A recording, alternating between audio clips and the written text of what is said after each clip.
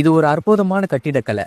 ஆனா இதை கட்டினது ஒரு மனுஷன் கிடையாது. ஃபிளேம் பவர்ன்ற ஒரு அழகான பறவை. காட்டுல கிடைக்கிற சின்ன சின்ன சுள்ளிகளை பொறுக்கி அது மூலியமா இந்த ஒரு அழகான கூட்டை இந்த பறவை கட்ட ஆரம்பிக்குது. அதுக்கான காரணம் பெண் பறவையை வசியப்படுத்துறதுக்காக. கூட்டை கட்டின உடனே பெண் பறவை ஒண்ணு முன்னாடி வந்து நிக்குது. அந்த நேரத்துல ஆண் பறவை அதை வசியப்படுத்துறதுக்காக தன்னோட அழகான நடனத்தை இங்க ஆடி காட்டுது.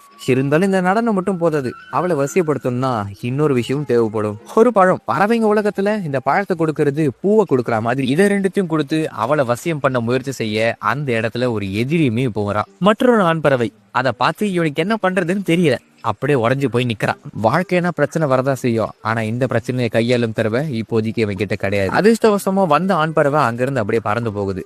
இவனும் சாந்தம் அடைகிறான். ஆனா அதே சமயத்துல அந்த பெண் பறவையும் பறந்து போயிடுது. இருந்தாலும் மனசை தேத்துட்டு திரும்ப கூட்ட கட்ட ஆரம்பிக்கிறான். இந்த வாட்டி இன்னொரு பழத்தையும் தேடி எடுத்துட்டு வரான். இப்ப அவன்கிட்ட 2 மலர்கள் இருக்கு.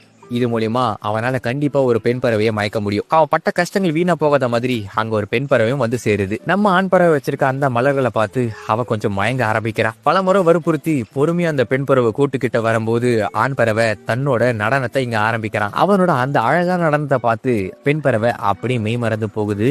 இந்த நேரத்தை ஆண் பறவை பயன்படுத்திக்கிறான். அந்த நேரம் பார்த்து ஆண் பறவை பெண் பறவை கிட்ட போயிட்டு அவளோட மூக்கு கீழே 2 வாட்டி தட்டுறான். அது மூலியமா அவளுக்கு விருப்பம் இருக்கா இல்லையா அப்படின்றத தெரிஞ்சுக்கிறான்.